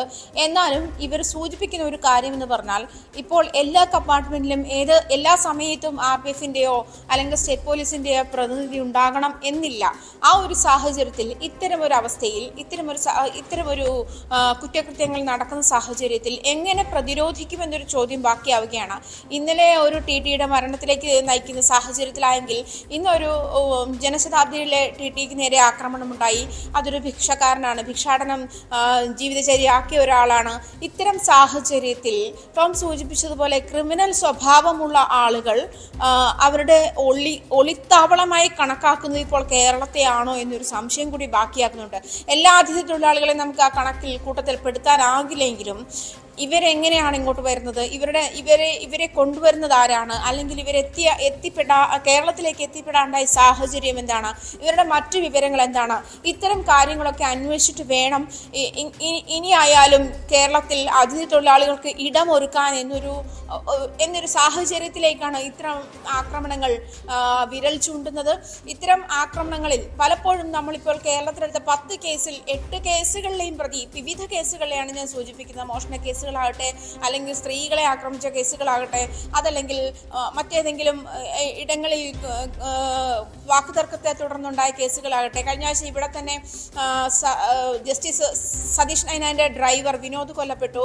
അദ്ദേഹവും ഇങ്ങനെ പട്ടി കുറിച്ചതിനെ തുടർന്ന് പട്ടിയെ ചെരുപ്പെടുത്തെറിയുന്നു. അതെന്തിനാണ് എന്ന് ചോദിക്കാൻ ചെന്ന വീട്ടുടമസ്ഥനെയാണ് ഈ 4 പേര് തപാൽ ജീവനക്കാരാണ് എന്ന് പറയുന്നു. ഇത്തരം സെൻട്രൽ ഗവൺമെന്റിന്റെ ഒരു വിങ്ങിൽ പോലും ജോലി ചെയ്യുന്ന ആളുകൾ ഇങ്ങനെ അക്രമാസക്തരാകുന്ന ഒരു സാഹചര്യമുണ്ട്. അപ്പോൾ എങ്ങനെയാണ് ഈ ജോലിയിൽ കയറി പറ്റുന്നത്, എങ്ങനെയാണ് കേരളത്തിലേക്ക് എത്തുന്നത്, ഇവരുടെ റിക്രൂട്ട്മെന്റിന്റെ സാധ്യതകൾ എന്തൊക്കെയാണ്, സാഹചര്യങ്ങൾ എന്തൊക്കെയാണ്, ഇത്തരം കാര്യങ്ങൾ വെറുതെ ഇങ്ങനെ ചിലപ്പോൾ ആലുവ കേസിലെ പ്രതി, ഇപ്പോൾ ആലുവ പോക്സോ കേസിലെ പ്രതി മറ്റൊരു കേസിൽ പ്രതിയായ ശേഷം ഒളിച്ചു വന്നതാണ് കേരളത്തിലേക്ക് എന്നാണ് മനസ്സിലാക്കാൻ കഴിയുന്നത്. അങ്ങനത്തെ സാഹചര്യത്തിലേക്ക് പലപ്പോഴും ഈ ക്രിമിനൽ സ്വഭാവമുള്ള ആളുകൾ ഒളിത്താവളം തേടുന്ന ഇടമാണോ കേരളം, അല്ലെങ്കിൽ ഇങ്ങോട്ടേക്ക് വരുന്നത് ഇവിടെ ജോലി ചെയ്താലുണ്ടാകുന്ന കിട്ടുന്ന റെമ്യൂണറേഷൻ്റെ മറ്റ് സംസ്ഥാനങ്ങളിലേക്കാൾ കൂടുതലാണ്. ഈ ഒരു സാഹചര്യം ഇവർക്ക് കുറച്ച് കൊടുത്താൽ മതി, ചെറിയ പൈസ കൊടുത്താൽ മതി എന്നൊരു സാഹചര്യത്തിൽ ഇവിടെ ഇവർക്ക് ജോലി കൊടുക്കാൻ മലയാളികൾ തയ്യാറാകുന്നു. ഇങ്ങനത്തെ പല സാഹചര്യങ്ങൾ കണക്കിലെടുത്തും മുതലെടുത്തും കേരളത്തിലേക്ക് വരുന്ന ഒരു സാഹചര്യമാണ് ഇപ്പോൾ അതിഥി തൊഴിലാളികളുടെ ഭാഗത്തു നിന്നുമുള്ളത്. ഇങ്ങനെ കൂട്ടത്തോടെ വരുമ്പോൾ തന്നെ ഇവർ എത്ര പേരുണ്ടെന്ന് സൂചിപ്പിച്ചതുപോലെ ഏറെ ഗൗരവമുള്ള വിഷയമാണ്. ഇങ്ങനെ ക്രിമിനൽ സംഘങ്ങൾ, ഇതര സംസ്ഥാനക്കാരായ ക്രിമിനൽ സംഘങ്ങൾ കേരളത്തിൽ ഭീതി പരത്തുകയാണ്. പലയിടങ്ങളിലും അക്രമം ഇളക്കി വിടുന്നു, ആളുകളെ കൊല്ലുന്നു, കൊച്ചു കുട്ടികളെ പോലും അപായപ്പെടുത്തുന്ന രീതിയിൽ അവർക്ക് നേരെ അതിക്രമം ഉണ്ടാകുന്ന രീതിയിൽ പെരുമാറുന്നു. ആലുവയിലെ സംഭവമൊക്കെ ഒരൊറ്റപ്പെട്ടതല്ല എന്ന് പിന്നീട് ഓരോ സംഭവങ്ങളും പുറത്തു വന്നപ്പോൾ നമ്മൾ മനസ്സിലാക്കിയതാണ്. പക്ഷേ ഇവർക്കെതിരെ എന്ത് നടപടി സ്വീകരിക്കുന്നു എന്നുള്ളതാണ് നമ്മുടെ അധികാരികളുടെ, നമ്മുടെ പോലീസ് സേനയുടെ അടക്കം വീഴ്ചയായി തുറന്നു കാട്ടേണ്ടത്. മറ്റൊരു സ്ഥലത്ത്, അതായത് തൃശ്ശൂരിൽ നിന്ന് വീണ്ടും ഒരു ഇതര സംസ്ഥാനക്കാരുടെ തട്ടിക്കൊണ്ടുപോകലുമായി ബന്ധപ്പെട്ട ഒരു വാർത്ത വരുന്നുണ്ട്. തൃശ്ശൂരിൽ 3 ആൺകുട്ടികളെ ഒമ്നി വാനിൽ പോയതായിട്ടാണ് പരാതി വന്നിരിക്കുന്നത്. പട്ടിക്കാട് ആൽപ്പാറ ഭാഗത്ത് വെച്ച് രാവിലെ 9:30 സംഭവം. കുട്ടികളെ മർദ്ദിച്ച ശേഷം തമിഴ്നാട് രജിസ്ട്രേഷനിലുള്ള ഒമ്നി വാനിൽ കയറ്റിക്കൊണ്ടുപോവുകയായിരുന്നുവെന്ന് പറയുന്നു. പള്ളിയിൽ പോവുകയായിരുന്ന മറ്റൊരു കുട്ടിയാണ് സംഭവം കണ്ടത്. ഒല്ലൂർ ACPയുടെ നേതൃത്വത്തിൽ പീച്ചി പോലീസ് വാനിനായി അന്വേഷണം ആരംഭിച്ചിട്ടുണ്ട്. എസ് വിനേഷ് കുമാർ ചേരുന്നു വിശദാംശങ്ങളുമായി. വിനേഷ്, നമ്മൾ ഈ ഇതര സംസ്ഥാനക്കാരുടെ കാര്യമാണ് ചൂണ്ടിക്കാണിച്ചത്. ഈ കഴിഞ്ഞ ദിവസങ്ങളിലൊക്കെ കേരളത്തിൽ പല കേസുകളും റിപ്പോർട്ട് ചെയ്തത് ഇവർക്കെതിരെയാണ്, ഇതര സംസ്ഥാനക്കാരായ ക്രിമിനൽ സംഘങ്ങൾക്കെതിരെയാണ്. ഈ തൃശ്ശൂരിലെ 3 കുട്ടികളെ തട്ടിക്കൊണ്ടുപോയാൻ ശ്രമമുണ്ടായത് അതിന് പിന്നിൽ തമിഴ്നാട്ടിൽ നിന്നുള്ള സംഘമാണെന്ന് ഉറപ്പിക്കാൻ പോലീസിന് കഴിയുന്നുണ്ടോ?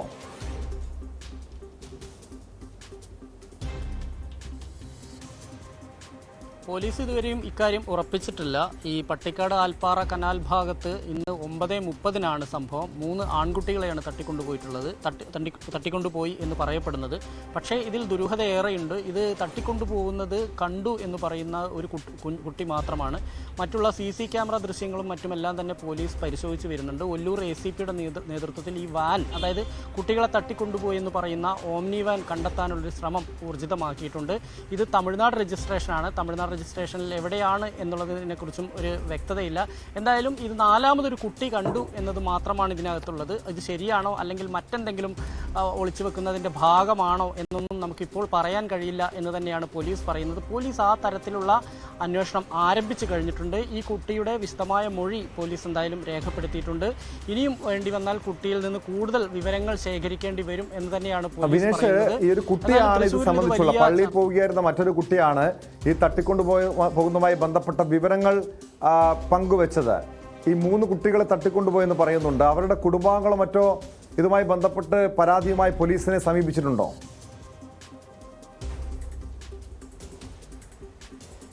തീർച്ചയായും കുട്ടികളെ കാണാനില്ല എന്ന് തന്നെയാണ് ഇപ്പോൾ നമുക്ക് അറിയാൻ കഴിയുന്നത്.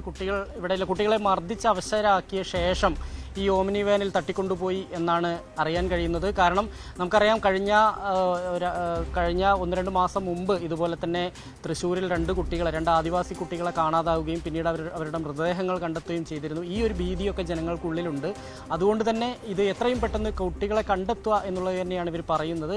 എന്തായാലും ഈ കുട്ടി മാത്രമാണ് കണ്ടിരിക്കുന്നത്. മറ്റുള്ള ദൃക്സാക്ഷി മറ്റാരെങ്കിലും ഇത് കാണുകയോ അല്ലെങ്കിൽ CCTV ദൃശ്യങ്ങളിൽ ഇത് പതിയുകയോ ഒന്നും ചെയ്തതായി പോലീസിന് ഇതുവരെയും ഒരു വിവരം ലഭിച്ചിട്ടില്ല. എന്തായാലും ഒല്ലൂർ പോലീസാണ് അന്വേഷിച്ചുകൊണ്ടിരിക്കുന്നത്.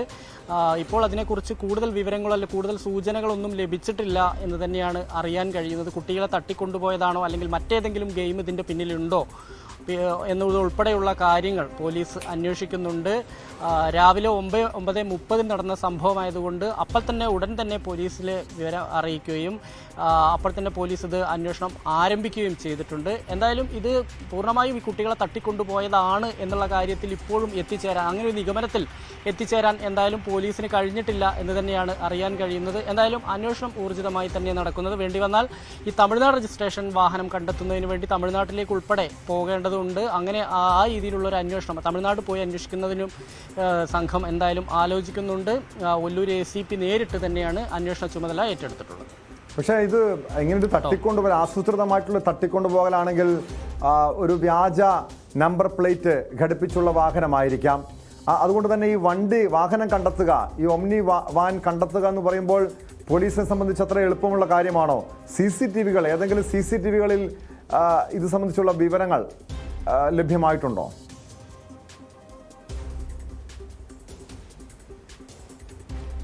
ഈ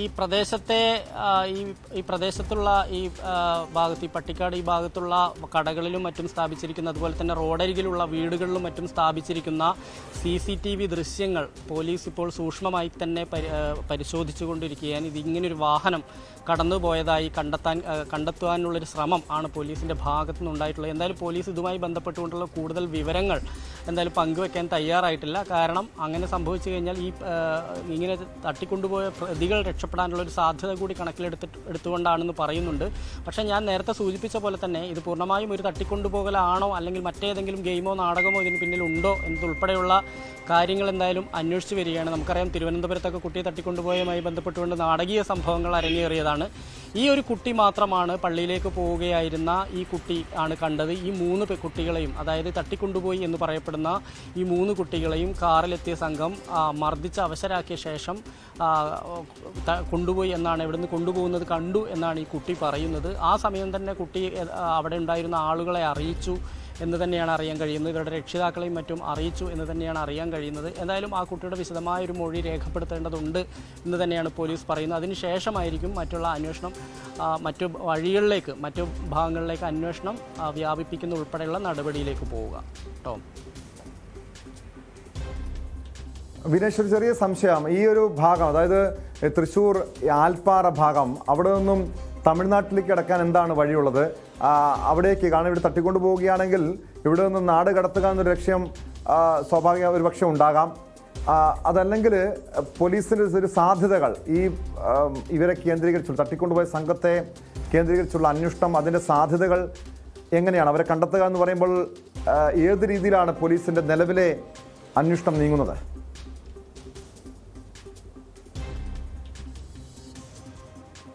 ടോം, ഇതിൽ 2 വഴിക്ക് മാത്രമാണ് തൃശ്ശൂരിൽ നിന്ന് തമിഴ്നാട്ടിലേക്ക് എത്തിപ്പെടാൻ കഴിയുന്നത്. 2 വഴിക്ക് മാത്രമാണ്. ഒന്ന് നേരിട്ട് പാലക്കാട് വഴി, പാലക്കാട് കോയമ്പത്തൂർ ആ റൂട്ട് മാത്രം, മീനാക്ഷിപുരം വഴി കോയമ്പത്തൂരിലേക്ക് പോവുക എന്നുള്ളതാണ്. മറ്റൊന്ന് ഈ അതിരപ്പള്ളി വാഴച്ചാൽ വഴി, വാഴച്ചാൽ മലക്കപ്പാറ വഴിയാണ് പൊള്ളാച്ചിയിലേക്ക് എത്തിച്ചേരാനുള്ള വനപാതയുണ്ട്. ഈ വനപാതയിലൂടെ എല്ലാ സമയങ്ങളിലൊന്നും വാഹനങ്ങൾ കടത്തിവിടുന്നില്ലെങ്കിൽ പോലും പരമാവധി ഇപ്പോൾ വാഹനങ്ങൾ കടത്തിവിടുന്നുണ്ട്. കാരണം വനം വകുപ്പിൻ്റെ നിയന്ത്രണത്തിലുള്ള സ്ഥലം കൂടിയാണ്. നിരവധി വിനോദസഞ്ചാരികൾ വരുന്നുണ്ട്. ഒപ്പം തന്നെ പല ആളുകളും തൃശ്ശൂരിലെത്തുന്നതിന് വേണ്ടി ഈ വഴി ആശ്രയിക്കാറുണ്ട്. വന്യമൃഗശല്യം രൂക്ഷമായതിനെ തുടർന്ന് മാത്രമാണ് വനം വകുപ്പ് ഇവിടെ കർശന നിയന്ത്രണങ്ങൾ ഏർപ്പെടുത്തിയിട്ടുള്ളത്. എന്തായാലും മഴക്കാലത്ത് വലിയ മണ്ണിടിച്ചിലൊക്കെ ഉണ്ടാകുന്ന ഒരു സ്ഥലമാണെങ്കിൽ പോലും ഇതുവഴി ധാരാളം വാഹനങ്ങൾ കടന്നു വരുന്നുണ്ട്. അങ്ങനെ വരികയാണെങ്കിൽ ചാലക്കുടി പോയി ഈ സ്ഥലത്തേക്ക്, അതായത് അതിരപ്പള്ളിയിലേക്ക് പോയി അവിടുന്ന് വാഴച്ചാൽ മലക്കപ്പാറ വഴി പൊള്ളാച്ചിയിൽ എത്തേണ്ടതുണ്ട്. മറ്റൊന്ന് ഈ പ്രധാന ദേശീയപാത തന്നെയാണ്, അതായത് തൃശ്ശൂരിൽ എറണാകുളം പാലക്കാട് കോയമ്പത്തൂർ ദേശീയപാത തന്നെയാണ്. ഇത് തൃശ്ശൂരിൽ നിന്ന് വടക്കഞ്ചേരി, ആലത്തൂർ, പാലക്കാട് വഴി പാലക്കാട് നഗരത്തിൽ ഇറങ്ങാതെ കോയമ്പത്തൂരിലേക്ക്, വാളയാർ വഴി കോയമ്പത്തൂരിലേക്ക് പോകുന്ന റൂട്ടാണ്. ഇനി തമിഴ്നാട്ടിൽ നിന്നുള്ളൊരു സംഘമാണെങ്കിൽ ആ വഴിക്കുള്ളൊരു അന്വേഷണമായിരിക്കും പോലീസിൻ്റെ ഭാഗത്തു നിന്നുണ്ടാവുക. ടോം. വ്യക്തമാണ്. വിനേഷ് കുമാറാണ് വിവരങ്ങൾ നൽകിയത്. ഒമ്നി വാനിലെത്തിയ തമിഴ്നാട് രജിസ്ട്രേഷനുള്ള വാഹനം കേന്ദ്രീകരിച്ചാണ് നിലവിൽ പോലീസിന്റെ അന്വേഷണം നീങ്ങുന്നത്. തൃശ്ശൂരിൽ 3 ആൺകുട്ടികളെ തട്ടിക്കൊണ്ടുപോയതായിട്ടാണ് പരാതിയുള്ളത്. 3 പേരുടെയും തട്ടിക്കൊണ്ടുപോയ സംബന്ധിച്ചുള്ള പരാതി പോലീസിന് ലഭിച്ചിട്ടുണ്ട്. അതിന്റെ അടിസ്ഥാനത്തിൽ ഒല്ലൂർ ACPയുടെ നേതൃത്വത്തിൽ പീച്ചി പോലീസാണ് ഈ വാനിന് വേണ്ടിയുള്ള അന്വേഷണം നടത്തുന്നത്. സ്പോട്ട് ലൈവിലേക്ക് തിരികെ എത്താം ഇടവേളയ്ക്ക് ശേഷം.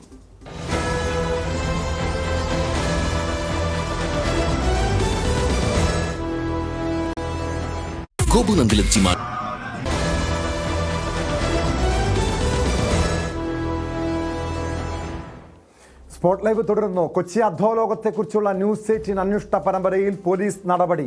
ന്യൂസ് 18നോട് വെളിപ്പെടുത്തൽ നടത്തിയ ഗുണ്ടാ നേതാവ് ഔറംഗസേബിനെ പെരുമ്പാവൂർ പോലീസ് ചോദ്യം ചെയ്തു. പെരുമ്പാവൂർ അനസിനൊപ്പം പ്രവർത്തിച്ചിരുന്ന നിഷിൽ നിന്നും ആലുവ പോലീസ് വിവരങ്ങൾ തേടിയിട്ടുണ്ട്. പോലീസ് സ്റ്റേഷനിലേക്ക് വിളിച്ചു വരുത്തിയാണ് രണ്ടുപേരെയും ചോദ്യം ചെയ്തത്. പെരുമ്പാവൂർ അനസിന്റെ സഹോദരൻ അസീസിനെയും ചോദ്യം ചെയ്തതായി സൂചനയുണ്ട്. വാർത്തയുടെ വിശദാംശങ്ങളുമായി കൊച്ചിയിൽ നിന്ന് ആജ്ഞ രവീന്ദ്രൻ ചേർന്നു. ആജ്ഞ, ന്യൂസ് 18 പുറത്തുവിട്ട വിവരങ്ങൾ, അതിൽ പെരുമ്പാവൂർ അനസുമായി ബന്ധപ്പെട്ട കാര്യങ്ങളായിരുന്നു കൂടുതലും നമ്മൾ പുറത്തുവിട്ടത്.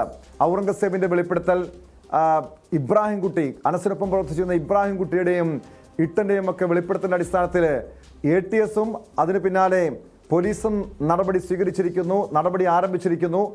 ഔറംഗസേബിൽ നിന്നും എന്തൊക്കെ കാര്യങ്ങളായിരിക്കും ചോദിച്ചറിഞ്ഞിരിക്കുക? അനസുമായി ബന്ധപ്പെട്ട കാര്യങ്ങൾക്കപ്പുറം മറ്റു കൂടുതൽ ഈ അധോലോകവുമായി ബന്ധപ്പെട്ട കൂടുതൽ കാര്യങ്ങൾ പോലീസ് ചോദിച്ചിട്ടുണ്ടോ?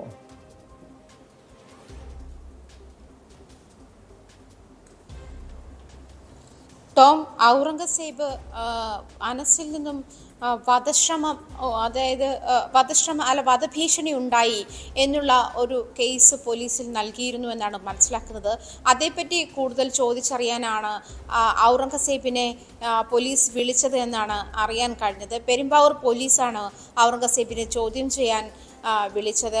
എന്തായാലും നമ്മുടെ ന്യൂസ് 18ലൂടെയുള്ള ഔറംഗസേബിന്റെ വെളിപ്പെടുത്തലിനെ തുടർന്നാണ് പോലീസും ATSഉം അടങ്ങുന്ന സംഘം ഇത്തരത്തിൽ അലേർട്ടായത് എന്ന് വേണം മനസ്സിലാക്കാൻ. ഔറംഗസേബിനെ നേരത്തെയും ATS ചോദ്യം ചെയ്യാൻ വിളിച്ചിരുന്നു. ആ സമയത്ത് അനസുമായി, പെരുമ്പാവൂർ അനസ് എന്ന ഗുണ്ടാ തലവനുമായി ബന്ധപ്പെട്ടിട്ടുള്ള വിവരങ്ങളായിരുന്നു കൂടുതൽ ചോദിച്ചറിഞ്ഞത് എന്നാണ് മനസ്സിലാക്കുന്നത്. അതേ തുടർന്ന് ഇങ്ങോട്ട് അനസും ഔറംഗസേബ് മാത്രമല്ല, നിഷിൽ എന്ന അനസിന്റെ കൂട്ടാളിയായിരുന്ന ഗുണ്ടാ സംഘത്തിലെ കൂട്ടാളിയായിരുന്ന നിഷിലിനെയും ചോദ്യം ചെയ്യാൻ ആലുവ പോലീസ് വിളിച്ചു. ഈ രണ്ടുപേരെയും പോലീസ് സ്റ്റേഷനിലേക്ക് വിളിച്ചു വരുത്തിയാണ് ചോദ്യം ചെയ്തത് എന്നാണ് മനസ്സിലാക്കുന്നത്. നിഷിൽ തിരുവനന്തപുരം തട്ടിക്കൊണ്ടുപോകൽ കേസിലെ പ്രതിയാണ്, സ്വർണം പൊട്ടിക്കൽ കേസിലെ പ്രതിയാണ്. ഇത്തരത്തിൽ നിഷിലും അനസിന്റെ ഭാഗത്തു നിന്നും വധഭീഷണി ഉണ്ടായി എന്നൊരു പരാതി നൽകിയിട്ടുണ്ട് എന്നാണ് മനസ്സിലാക്കുന്നത്. ഈ രണ്ടുപേരെയും ഇത്തരത്തിലുള്ള ഈ പരാതിയുടെ അടിസ്ഥാനത്തിൽ ആകാം, അല്ലെങ്കിൽ ഈ നിഷിലിനെ ഈ പറഞ്ഞ 2 കേസുകളുടെ അടിസ്ഥാനത്തിലാകാം ചോദ്യം ചെയ്യാൻ വിളിച്ചത് എന്നാണ് മനസ്സിലാക്കുന്നത്. അതേസമയം അനസിന്റെ സഹോദരൻ അസീസിനെ പോലീസ് ചോദ്യം ചെയ്യാൻ വിളിച്ചിരുന്നു. പോലീസ് ചോദ്യം ചെയ്തിരുന്നു. അനസ് എവിടെയാണ്, അല്ലെങ്കിൽ അനസിന്റെ, അതായത് പെരുമ്പാവൂർ അനസിൽ നിന്നും സഹോദരൻ അസീസിൽ നിന്നും തങ്ങൾക്ക് വധഭീഷണി ഉണ്ടെന്നാണ് ഔറംഗസേബും നിഷിലും ഇബ്രാഹിംകുട്ടിയും നൽകിയ പരാതിയിൽ ചൂണ്ടിക്കാണിച്ചിരുന്നത്. ഇക്കാര്യമടക്കം, അതായത് പെരുമ്പാവൂർ അനസ് നിലവിൽ സ്ഥലത്തില്ല, രാജ്യം വിട്ടിരിക്കുകയാണ്, ഗൾഫിലാണ് എന്നാണ് നമുക്ക് ഇതുമായി ബന്ധപ്പെട്ട് ലഭ്യമായ വിവരം. സ്വാഭാവികമായും ഇവരുടെയൊക്കെ പരാതിയിൽ പ്രതിപാദിക്കുന്ന അസീസ് മാത്രമാണ് നിലവിൽ നാട്ടിലുള്ളത്. അതുകൊണ്ട് തന്നെ ആയിരിക്കുമോ അസീസിനെ, ഇവരുടെ ഈ പരാതിയെ തുടർന്നായിരിക്കുമോ അസീസിൽ നിന്നും വിവരങ്ങൾ തേടിയത്, ചോദ്യം ചെയ്യാൻ വിളിപ്പിച്ചത്?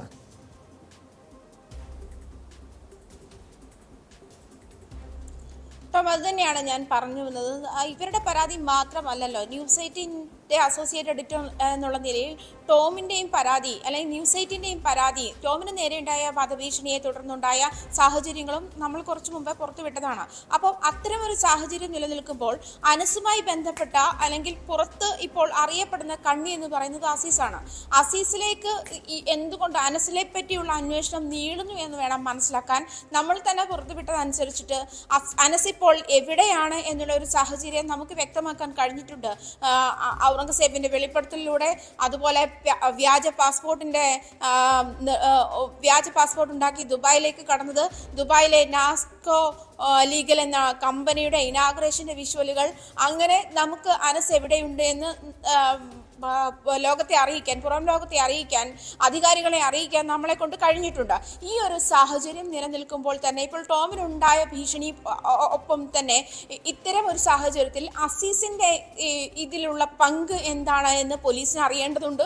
ഇത്തരം ഒരു സാഹചര്യത്തിൽ അനസിലേക്ക് എത്താനുള്ള വഴി എന്താണ്, അസീസ് വഴി അനസിലേക്ക് എത്താമെന്നൊരു പക്ഷേ പോലീസും ATSും ഒക്കെ വിചാരിക്കുന്നുണ്ടാകും, കരുതുന്നുണ്ടാകും എന്നാണ് മനസ്സിലാക്കാൻ കഴിയുന്നത്. ഈ ഒരു സാഹചര്യത്തിലാകാം ഒരു പക്ഷേ അസീസിനെ കൂടി ചോദ്യം ചെയ്യാൻ ഔറംഗസേബിന്റെയും നിഷിന്റെയും പരാതിയിൽ അസീസിന്റെ ഭാഗത്തു നിന്നും വധഭീഷണി ഉണ്ടായി, അനസിന്റെ സഹോദരൻ അസീസിന്റെ ഭാഗത്തു നിന്ന് വധഭീഷണി ഉണ്ടായി എന്നൊരു പരാതി കൂടി ഉള്ളത് കൊണ്ടുമായിരിക്കാം ഒരു പക്ഷേ അസീസിനെ ചോദ്യം ചെയ്യാൻ വിളിച്ചു വരുത്തിയതെന്നാണ്. തീർച്ചയായും കാരണം ഏറെ ആശങ്കപ്പെടുത്തുന്ന ഈ അനസിനൊപ്പം പ്രവർത്തിച്ചിരുന്ന അനസിന്റെ വലങ്കൈയായിരുന്ന ഔറംഗസേബും ഇബ്രാഹിം കുട്ടിയുമെല്ലാം ഇപ്പോൾ പരാതിയുമായി രംഗത്തെത്താൻ, അനസ് തങ്ങളെ വധിക്കുമെന്ന വധഭീഷണി ഉണ്ട് എന്ന പരാതിയുമായി രംഗത്തെത്താനുള്ള പ്രധാനപ്പെട്ട കാരണം അവർക്കൊപ്പം പ്രവർത്തിച്ചിരുന്ന, അനസിനൊപ്പം പ്രവർത്തിച്ചിരുന്ന ഗുണ്ടാ സംഘത്തിൽപ്പെട്ട ഉണ്ണിക്കുട്ടനെ തട്ടിക്കൊണ്ടുപോയി കൊലപ്പെടുത്തിയ കേസാണ്. നമുക്കറിയാം ഉണ്ണിക്കുട്ടനെ ഇവിടെ നിന്ന് മംഗലാപുരത്തേക്ക് കൊണ്ടുപോയാണ് കൊലപ്പെടുത്തിയത്. ആ കേസിൽ 1-ാം പ്രതിയാണ് ഔറംഗസേബ്. തങ്ങളെയും പെരുമ്പാവൂർ അനസ് ഇതേ രീതിയിൽ വകവരുത്തുമെന്ന ഒരു ആശങ്ക സ്വാഭാവികമായും ഇവർക്ക് ഉണ്ടായി കാണണം. എന്നാൽ ഔറംഗസേബ് പരസ്യമായി തന്നെ പെരുമ്പാവൂർ അനസിനെ വെല്ലുവിളിച്ച് രംഗത്തെത്തുന്ന സാഹചര്യം, അനസുമായി ബന്ധപ്പെട്ട കാര്യങ്ങൾ ഓരോന്നും തുറന്നു പറയുന്നു. കാരണം പുറംലോകം അറിയണമെന്ന് അവർ ആഗ്രഹിക്കുന്നുണ്ട്. മറ്റു പല കേസുകളിലും പെരുമ്പാവൂർ അനസിന് ബന്ധമുണ്ട്. അതായത് നേരത്തെ ആജ്ഞ സൂചിപ്പിച്ചതുപോലെ തിരുവനന്തപുരം നെടുമ്പാശ്ശേരി തട്ടിക്കൊണ്ടുപോകൽ കേസ്, കൊടുവള്ളി കേന്ദ്രീകരിച്ചുള്ള സ്വർണം പൊട്ടിക്കൽ, ഇക്കാര്യങ്ങളൊക്കെ ഓരോ പുതിയ കാര്യങ്ങൾ പെരുമ്പാവൂർ അനസുമായി ബന്ധപ്പെട്ട ഓരോ കാര്യങ്ങളും പുറത്തു വന്നുകൊണ്ടിരിക്കുകയാണ്. അതായത് ഇവരുടെ വധഭീഷണി എന്ന പരാതിക്കപ്പുറം ആ തരത്തിലേക്കും പോലീസിന്റെ അന്വേഷണം നീങ്ങുമോ?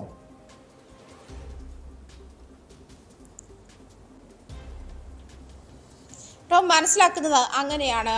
ഇവരുടെ പരാതി എന്ന് പറയുമ്പോൾ ഔറംഗസേബ് ന്യൂസ് 8-ലൂടെ വെളിപ്പെടുത്തിയത് എന്തൊക്കെയാണ് എന്നുള്ള ആ ദിവസം തന്നെ കൊച്ചിയിലെ ഗുണ്ടാ സാന്നിധ്യം എത്രത്തോളം ശക്തമാണ് എന്ന വെളിപ്പെടുത്തലിലേക്കാണ് ഔറംഗസേബിന്റെ തുറന്നു പറച്ചിലുകൾ ഉണ്ടാക്കിയത്.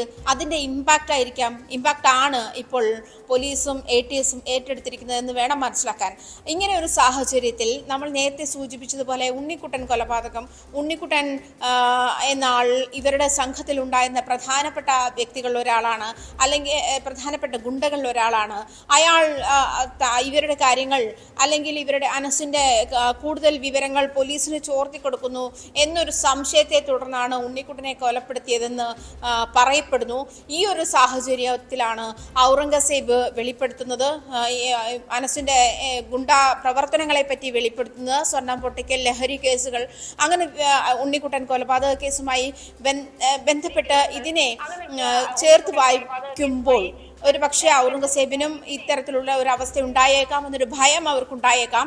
ആ ഒരു സാഹചര്യത്തിലായിരിക്കാം ഇപ്പോൾ ഔറംഗസേബും ഇങ്ങനെ അവർക്ക് നേരെ വധഭീഷണിയുണ്ട് അല്ലെങ്കിൽ ഇങ്ങനെ ഒരു സാഹചര്യത്തിലാണ്, സുരക്ഷിതരാണ് എന്നൊരു തോന്നലില്ല, അങ്ങനത്തെ ഒരു സാഹചര്യത്തിലായിരിക്കാം ഈ പരാതി ഉണ്ടാകുന്നത്. ഈ പരാതിയുടെ അടിസ്ഥാനത്തിൽ ഔറംഗസേബ് പരാതി നൽകുന്നു. ആ സാഹചര്യത്തിലാകാം ഒരു പക്ഷേ പെരുമ്പാവൂർ പോലീസ് ചോദ്യം ചെയ്യാൻ വിളിച്ചിരുന്നത്. എന്തൊക്കെയാണെങ്കിൽ കൂടി ന്യൂസ് 8-ലൂടെയുള്ള വെളിപ്പെടുത്തൽ, അനസ് ട്രേഡിങ്ങിലൂടെ 25 കോടി രൂപയുമായി വിദേശത്തേക്ക് കടന്നു, അതും പാസ്പോർട്ട് പോലീസ് ഇത് ചെയ്തു വെച്ചിരിക്കുന്ന കണ്ടുകെട്ടി വെച്ചിരിക്കുന്ന ഒരു സാഹചര്യത്തിൽ വ്യാജ പാസ്പോർട്ട് ഉണ്ടാക്കി കർണാടകയിൽ നിന്നും വ്യാജ ആധാർ കാർഡും ജനന സർട്ടിഫിക്കറ്റും ഉണ്ടാക്കി വ്യാജ പാസ്പോർട്ട് ഉണ്ടാക്കി അവിടെ നിന്നും പോകുന്നു. ഈ ഒരു സാഹചര്യത്തിൽ വിദേശത്തേക്ക് കടക്കുന്നു. ഇങ്ങനെ ഈ പണവും കൊണ്ടാണ് കൊച്ചിയിൽ നിന്നും വിവരങ്ങൾ നൽകിയത്. കൊച്ചി അധോലോകത്തെക്കുറിച്ചുള്ള ന്യൂസ് 18 അന്വേഷണ പരമ്പരയിലാണ് പോലീസിന് നടപടി വന്നിരിക്കുന്നത്. ന്യൂസ് 18നോട് വെളിപ്പെടുത്തൽ നടത്തിയ ഗുണ്ടാ നേതാവ് ഔറംഗസേബിനെയും നിഷിലിനെയും അതോടൊപ്പം ഇബ്രാഹിം കുട്ടിയെയും പോലീസ് ചോദ്യം ചെയ്തിരിക്കുന്നു. കൂടുതൽ പേരിലേക്ക് അന്വേഷണം നീങ്ങും. കൂടുതൽ പേരെ ഉടൻ തന്നെ ചോദ്യം ചെയ്യാൻ വിളിപ്പിക്കുമെന്ന സൂചനകളാണ് പുറത്തുവരുന്നത്. ന്യൂസ് സ്പോട്ട് ലൈവ് പൂർണ്ണമാകുന്നു. നമസ്കാരം.